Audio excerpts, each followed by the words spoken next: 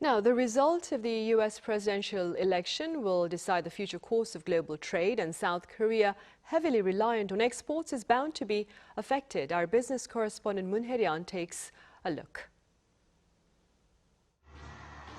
The two candidates, incumbent Vice President Democrat Kamala Harris and Republican Donald Trump, propose different tariff policies that have caught the attention of South Korean companies. Harris supports a targeted tariff strategy affecting specific goods and countries, while Trump planned broad tariffs on nearly all imports to replace the Inflation Reduction Act and the CHIPS Act. These laws directly influence investments from South Korean firms in U.S. facilities. The IRA has been giving tax credits to South Korean electric vehicle battery companies such as LG Energy Solution and SK On. The CHIPS Act gives companies subsidies to build plants in the U.S. Samsung Electronics is due to receive up to $6.4 billion of subsidies to build its foundry in Texas, while SK Hynix is due to receive up to $450 million in subsidies to build its packaging facility in Indiana. If a future Trump administration reduces or removes subsidies, these changes will diminish the strategic appeal of South Korean companies' investment in the U.S. and also hit them financially. Experts say that this, however, is an unlikely scenario. In order to remove the subsidies, President Trump will have to remove the laws, and that will require approval from Congress.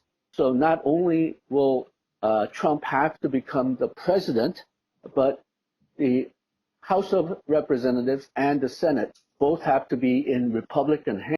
Both candidates plan to impose high tariffs on Chinese imports, intensifying U.S.-China trade tensions that affect South Korean companies. Trump proposes a 60% tariff on all Chinese goods with even higher rates on vehicles, while the Biden-Harris administration has targeted tariffs on Chinese EVs, solar cells, and restrictions on U.S. investments in advanced tech in China. South Korean firms like Samsung Electronics and SK Hynix, essential to global tech supply chains, rely heavily on exports to both the U.S. and China. The majority of our semiconductors are used in smartphones and computers, with China responsible for 60 to 70% of exports, so this is likely to take a hit.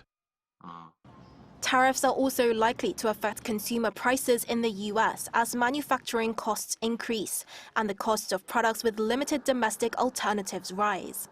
This could have a global impact if interest rates are increased to tackle inflation, as central banks around the world, including the Bank of Korea, look to the Federal Reserve's monetary policies. Moon Hye-ryeon, Arirang News.